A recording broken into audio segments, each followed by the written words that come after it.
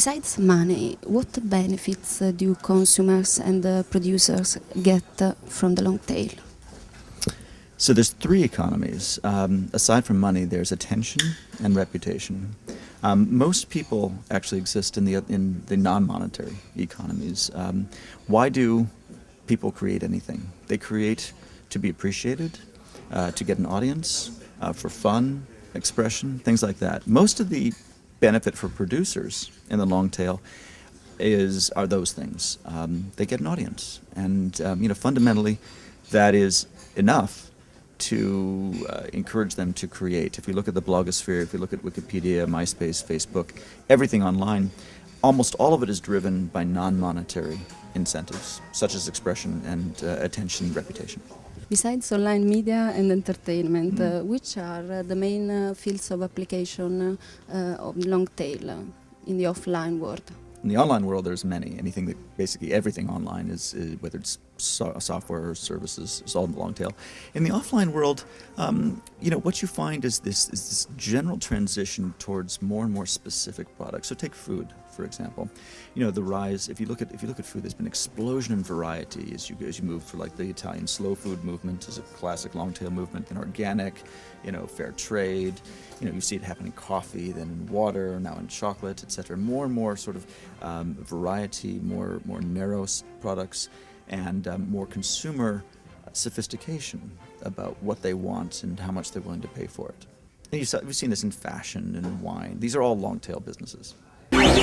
Viral marketing is a technique used to promote ideas and products, especially online, more and more. Why and when do you think a company should rely on this strategy? Viral marketing started when Hotmail started, which was a company that said, I'll give you free internet, but only on one condition, that every time you send an email to someone else, at the bottom it says Hotmail. So that spread the name of Hotmail. Well, that was the beginning of viral marketing, and now we're talking about everything being viral, where you are able to get a person who you're sending a letter to make a recommendation to another person, to another. Sometimes I get someone seeing a very funny cartoon, and they say, send it to 5 other people. And sometimes they even say, we're raising money for a good cause, and then here's the cause, and I'm sure your friends would like to know about it, so send it to them. We're not going to do it, but you send it to them. So all of that is showing you how you can reach sometimes a lot of people through the internet with what is called viral marketing. The word viral means like a virus, that it's spreading very fast, and it's spreading much faster than when you had to rely on normal television.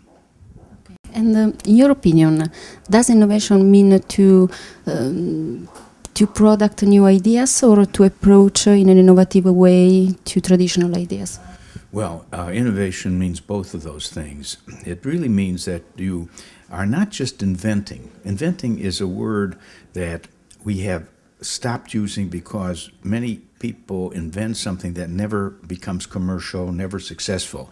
Innovation has more of the flavor of creating something that you're very careful about creating, and also it doesn't mean necessarily a product. It could be an innovative service. For example, even creating the new kind of circus where we go and don't even see clowns or animals. We sit in a wonderful auditorium. It's delivering a new service, or like these big new bookstores. They are different than the old little bookstores. So there's even the innovation of the business model, the way you're doing business. It's not even a product or a service. It's a new model for how, even McDonald's was a new model, wasn't it? Because we never had a fast food restaurant making a few simple things like hamburgers. So innovation is a real talent. Nelle conferenze si è parlato di riposizionamento del brand e di sinergia tra i valori storici di un brand e quelli attuali tramite cui viene riposizionato sul mercato al momento. Come utilizza Super Brands, come connette i valori storici di un marchio e quelli attuali che servono a comunicarlo a livello nazionale e internazionale? Beh, chiaramente Super Brands è presente in 83 paesi del mondo e pertanto ogni Stato, ogni nazione ha una sua politica di inserimento dei marchi. In Italia in particolar modo, proprio per avere sempre una maggiore attualità e una maggiore coerenza rispetto all'andamento del mercato, ci siamo appoggiati dapprima degli istituti di ricerca ed oggi abbiamo un accordo con un'università italiana, la Facoltà di Economia a Torino, che individuerà i 500 marchi su dei parametri che noi trasmettiamo loro e che saranno ufficializzati anche via stampa e via TV. E quindi questo consentirà di dare una maggiore scientificità e una percezione effettiva dei risultati alla comunità diciamo, del mondo del mercato sostanzialmente. Questo per noi è molto importante perché è sempre un obiettivo di maggiore scientificità che cerchiamo di portare avanti nel tempo. La rivoluzione digitale influenza le strategie di marketing e le nuove tecniche di vendita. Come si pone l'email marketing in questo scenario? Allora, sicuramente diciamo che tolta tutta la parte pool, quindi l'arrivo di quello che sono l'utenza dei motori di ricerca, poi la maniera migliore per creare un valore, una relazione con il nostro pubblico, con i nostri clienti sicuramente è legato al fatto di creare dei processi di legame con quale si continua a comunicare. In questo contesto sicuramente l'email marketing dà un seguito non a quello che è la prima fase di vendita, ma su quello che può significare l'utenza che raccogliamo su un sito e si può venire a iscrivere sul nostro database, tutta la fase sia del post vendita che dell'upselling.